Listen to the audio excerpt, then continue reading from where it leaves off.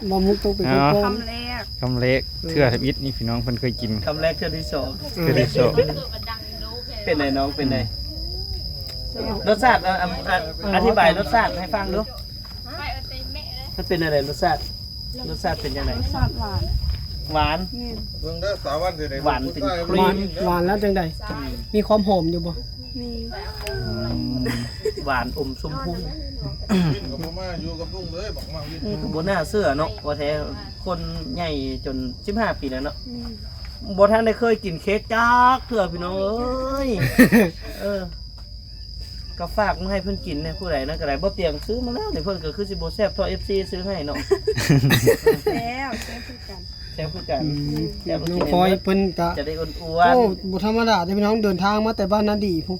เพื่อที่จะมา โลเอารถจักร วันเกิดของลุงต้อมนะพี่น้อง เดี๋ยวยังรถทงนามาเหรอ ๆอวยพรในต้อมแล้วบ่ อืม ยัง ไปแม่ไปอวยพรแล้ว อวย แม่ พรวันเกิดให้กับลุงต้อมแล้วก็มา เป่าเค้กใหม่ มา เนาะ ลิ้นตาม เอาเทียนมาซอยเป่าเค้กใหม่เนาะ มันเบิดแล้ว เพราะว่าทีมงานเดียวกัน ม โอ้ยเบิ่งแม่บ้านทั้งหลาย ผู้นอนกันนอนพี่น้องน้องน้ำนอนละ นอนนะน้องพลอยหากันมา น้ นะ ไป พี่น้อง ป้อนเค้กอันน้องพลอยอีกได้น้องน้ำไหน สุดสีชมพูเลยพี่น้อง มาน้ำหลังแต่กะพิเศษ แขกพิเศษเลย แค่พิเศษไปแล้วนี่ จะมากินเค้กครั้งแรกคนว่ะ กินนี่ได้ไหมกินนี่น้องพลอย ที่จริงขั้นเรา เอาอีก ขั้นเราตามตรงนี่ บ่ ไอ้บ่เสื้อซ้ำใด คือเดียวแหละ บ่อยากเสื้ออีหลีแล้วว่า ว่าผมไม่ได้กินจากเทื่อเนาะ บ่เคยกินจักเทื่อนะ เนาะ อ๋อความจริง เอาซีมอีกคำหนึงให้ไอ้เบิ่งดูใส่เอา เอาคำนี้ไง นี่เอาครีมเอาครีมเลย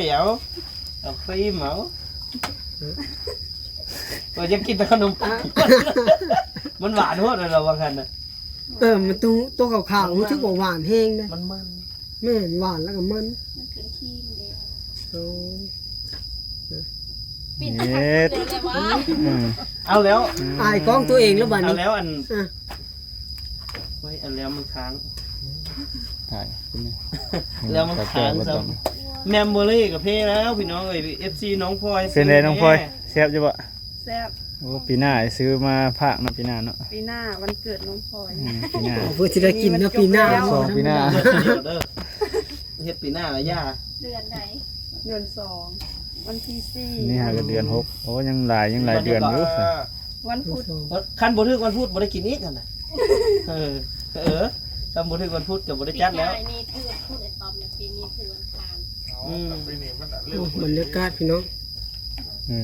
ร้อนขนาดเลย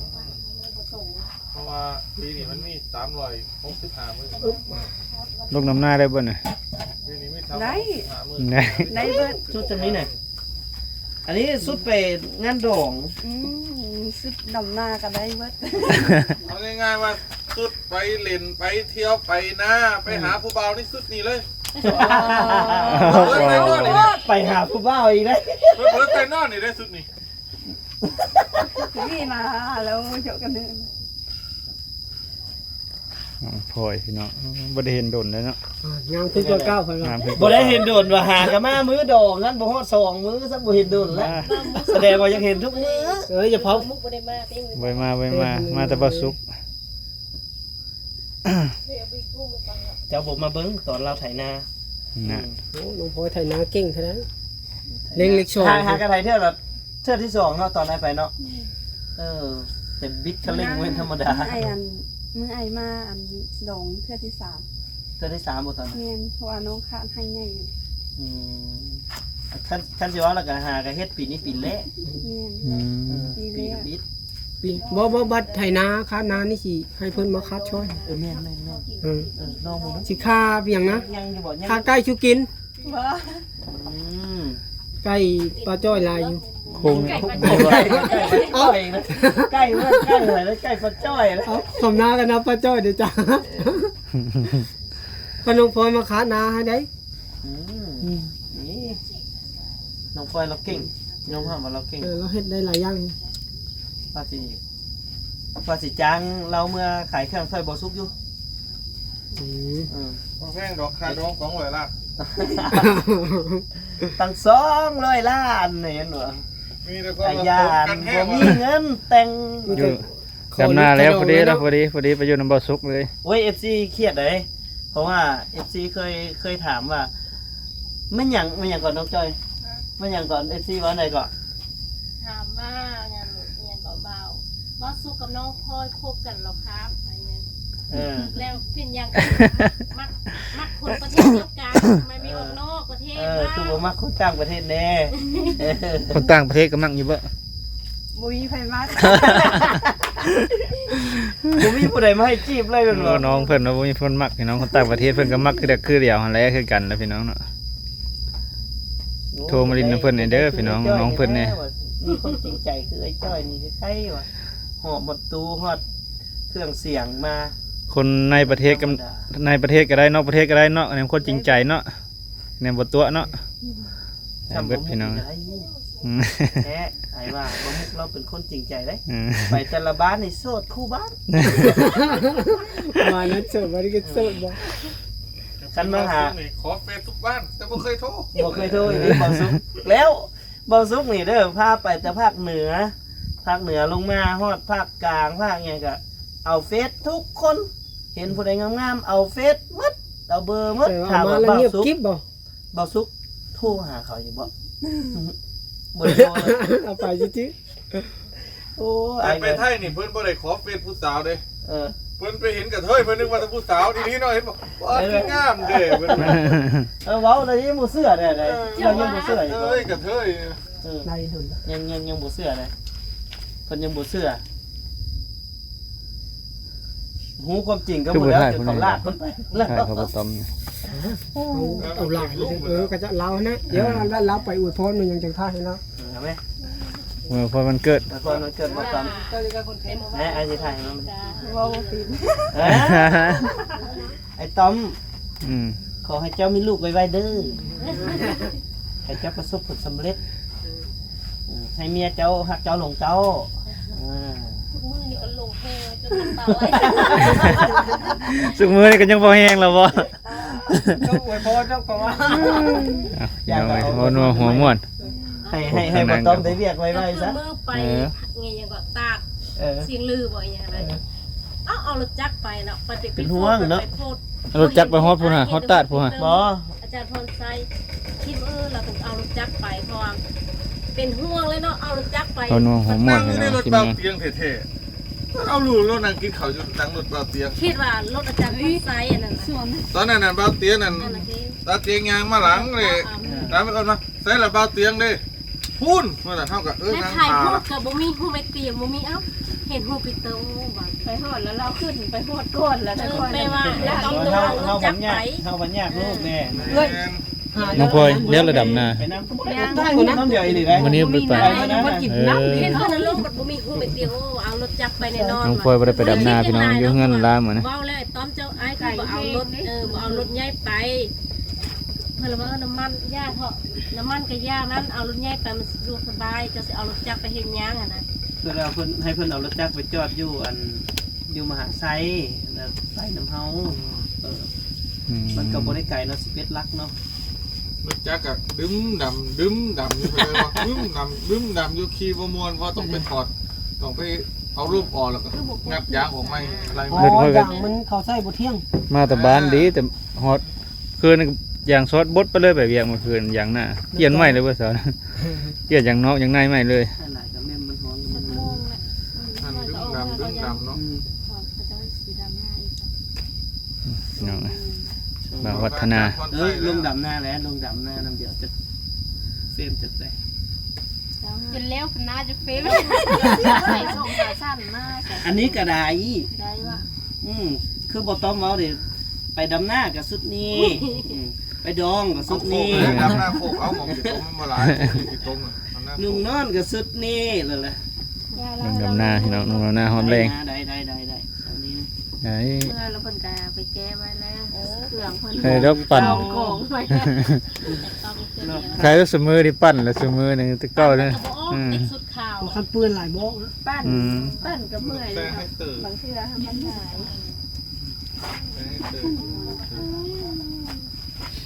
ได้นานี่ เดี๋ยวจะไป นานี่ต้องซื้อบีทผ้าซักผ้าน้ ปัจจุบัน ำ เย ยา อะ ยาซักผ้าบีทน่ะจะกินมันก็อับ แล้วเบียร์เลยเบียร์ เบิ่งหน้าไอ้ เตียงทองเขา ไอ้เตียงทองเอาพี่แล้ว ไอ้เตียงก็ เดี๋ยวเอามือถือมาก่อนบ่ได้แบตเริ่มค้างละ มันฮ้อนบ่ มันเมมโมรี่มันพอ บ่ตอมมันเกิดบ่ตอมพี่น้องเอ้ย เดี๋ยว นี่ก็ เกิดเทื่อที่3แล้วมื้อนี้น่ะ เกิดดูเป็นดัน เอาน้องก้อย โอ้ยเล่นตัวโอ้ยเล่นจะมาคัก อวยพรไอ้ต้อมสิได้อวยพรอยู่บ่นี่ เอาเนาะเขาบ่เคยเนาะ เอ เดี๋ยว อ คน เรา มา แป้งเราไปเดี๋ยว ไอ้ต้อมเอ้ย ไอ้ต้อมเอ้ย ปันทองมดปันทองมดเล่นหนังไปเลย จะได้นางสั้นนะจะได้นางสั้น เตียงทองกับยายไม่เท่าคนนั้นเดี๋ยวก็ตามเท่าได้หรือสิขอบใจลูกหลาน อ๋อสมาธิสมาธิ เอา สติ ขอให้ไอ้ต้อมประสบผลสำเร็จก็ว่าซะละโอ้ย หาย อะไรยัง ขอให้ไอ้ต้อมประสบผลสำเร็จ ขอให้ไอ้ต้อมประสบสำเร็จ ยับเอาไปติ๊กก่อนเดี๋ยวฟ้า ยับเข้าใกล้สิมันไก่เล่นไอ้ ข เหร อ อ ให้สุขภาพแข็งแรง น่าเก่ง ปรารถนาสิ่งใดขอให้ได้สิ่งนั้นเด้อ โอ้ตา บอกแล้วว่าอย่าให้ค่อยบ่บอกก็ดีเนาะ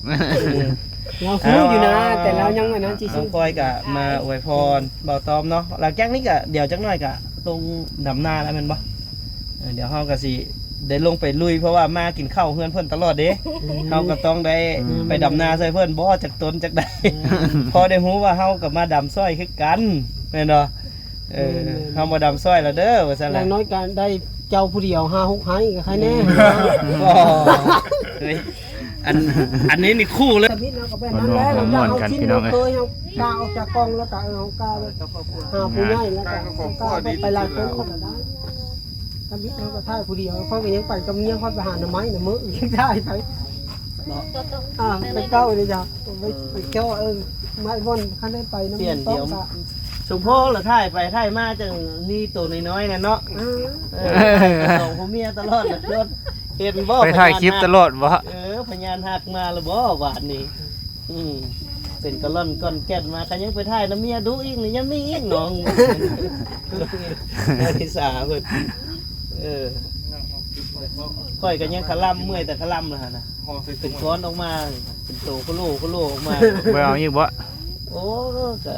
ตามแม่ ทันผู้แล้ว ตามให้มันได้ สุดแนวใดก็ได้แหละเนาะ ให้ได้ผู้หญิงแม่ เอามาเรื่อยๆจนได้ผู้หญิง กินยาหม้อได้เนาะเจ้าจะได้ไม่ยิงก็ได้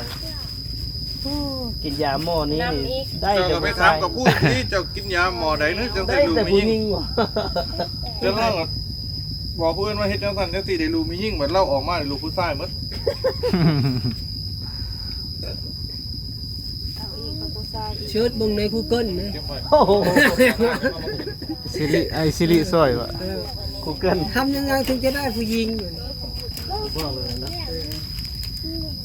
เนาะ ไปซะ เอากระปูเนี่ยเอาไปที่ไหน ถามมึงเนาะ เฮ็ดได้ก็บ่วัดเจ้าแนะนำค่อยอะไรก็ยังให้ได้ผู้หญิงให้เฮ็ดอะไรก็ เชิดบึงใน Google เสิร์ฟเบิ่งใน Google เดี๋ยวลองมึงเนาะลองเบิ่งเดี๋ยวถามซิริว่าก็เฮ็ดอะไรจะได้ผู้หญิง ถามอีซิริพี่น้ บ่ อง เตียงคำมีแต่ลูกผู้ชายเนาะ มันเลยได้ลูกผู้หญิ เบิ่ ง งลองเบิ่งเนาะมันสิว่าได้ได วันนี้บวัดแหละแนะนำนะแนะนำว่าให้เสิร์ชเบิ่งอยู่อัน Google เด้อ อีกได้ลูกผู้หญิงเฮ็ดได้บ่พี่น้องว่าเตียงถาม ขนาดความรู้แต่ละอย่างเขายังเชิดใน Google เลย โอ้ยสิริสิตอบค่อยวันเดียวเลยเนาะ สิริทำยังไงถึงได้ลูกผู้หญิง อีละออกหนักโป้เลยแล้วว่า ก็เดี๋ยวซิริตอบได้บ่แม่นนะ AI เนาะไปเอาอยู่ใส่ปะตัวใดปะฮะมันมีตัว AI แนวไหน หมูได้คอยแนะนำไปที่ได้ตัวเองกับหมู ทำยังไงถึงได้ลูกผู้หญิง โอ้ยตามันเลยอีตากหน่อย เอสคำถามอยากได้ลูกสาวต้องให้อสุจิของผู้ชายที่มีโครโมโซมเพศ X ผสมกับไข่ของผู้หญิงที่มีโครโมโซมเพศเป็น X ถึงจะมีลูกเป็นเพศหญิง โอ้ย ตั ยาว วอ พุด สุ นะ จิที่มีโครโมโซม X จะทนต่อสภาวะของช่องคลอดที่มีความเป็นกรดได้ดีกว่าสภาวะช่องคลอดที่เป็นด่าง โอ้ยยาวพุดนะ ทำตอนไหนถึงได้เป็นผู้หญิง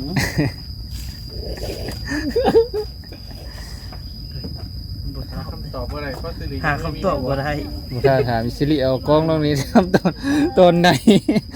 สิริมีลูกผู้หญิงหรือผู้ชาย อันนั้น ดำให้ดำหน้าเนาะพี่น้องเอ้ย เมตตา เนาะคลิปนี้โอมกก็สิขอจบแต่ตัวนี้เด้อพี่น้องนี่มานั่งนินอยู่เถียงนาบ่ต้อมเนาะเดี๋ยวสิพา เอาแม่พอต้อมบ่ ทีมงานสิลงไปดำนาซอยสาวจ้อยนะพี่น้องเนาะ ดำหน้า จังได๋จังหน่อย บอกกับเจ้าเด้อ พี่น้องเอ้ยเอาคลิปนี้ขอจบตรงนี้ขอบใจพี่น้อง FC บ่ทุกคนทุกคนที่เข้ามาติดตามช่องมุกบรรณาพี่น้อง อ่า ไปลงไปก่อน เกินนั่นสิเป็นเงินโทษ น้องพลอยมาดำนาเลยเนี่ย เดี๋ยวสิเติมให้ เติมแล้วลงคลิปได้ยินบอก